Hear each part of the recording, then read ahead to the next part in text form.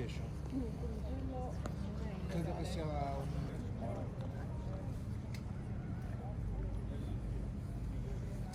Ce genre d'incident est malheureusement, il n'est pas isolé, hein. On en a eu un certain nombre depuis de nombreuses années dans différents pays.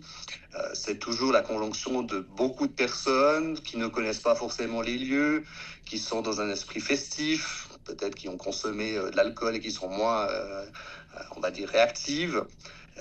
Et puis, voilà, un incident qui malheureusement a une mauvaise, ou en tout cas pas des bonnes sorties de secours ou des problèmes au niveau des sorties de secours, et on arrive à ce genre de tragédie. Ouais.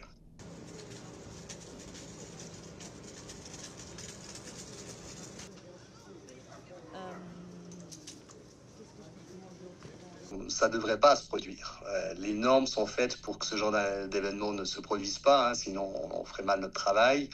Euh, Ça s'est produit comme toujours dans un accident, un certain nombre de barrières de sécurité ont failli, hein, c'est ce qui arrive dans toutes les catastrophes.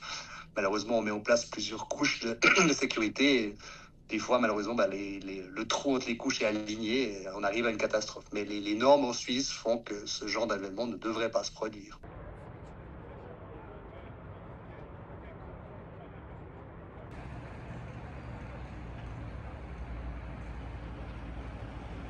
À l'intérieur des locaux, tout ce qui est fortement combustible ou qui fait des gouttes ou beaucoup de fumée sont interdits par la législation suisse, comme toute la législation européenne d'ailleurs. Donc en fait, ce genre de matériau ne doit pas se trouver à découvert dans un local. En plus, là, on a la conjonction de deux effets. On a la conjonction du matériau qui est pas forcément, qui peut peut-être pas forcément aux normes, et puis en plus, le fait de monter, d'avoir une flamme à proximité immédiate fait que le matériau s'est enflammé.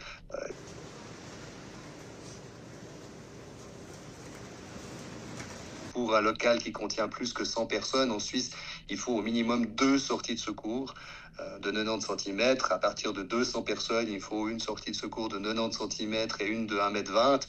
Voilà.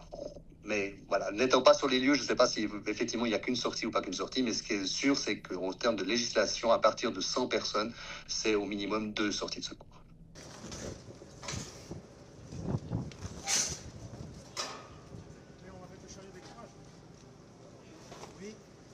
On aura une élévation de la température, et puis au bout d'un moment, comme tout incendie dans un local qui est relativement clos, d'après ce qu'on a pu comprendre, vu que c'est un sous-sol, effectivement, l'incendie va vouloir chercher de l'oxygène pour pouvoir se développer, hein, c'est son mécanisme physique à l'intérieur, et il va vouloir aller chercher de l'oxygène. Cet oxygène, il va le chercher où? Il va le chercher par l'entrée principale, hein, cet escalier qui sert l'entrée, et c'est pour ça qu'on a à la fin ce que les gens ont décrit comme une explosion.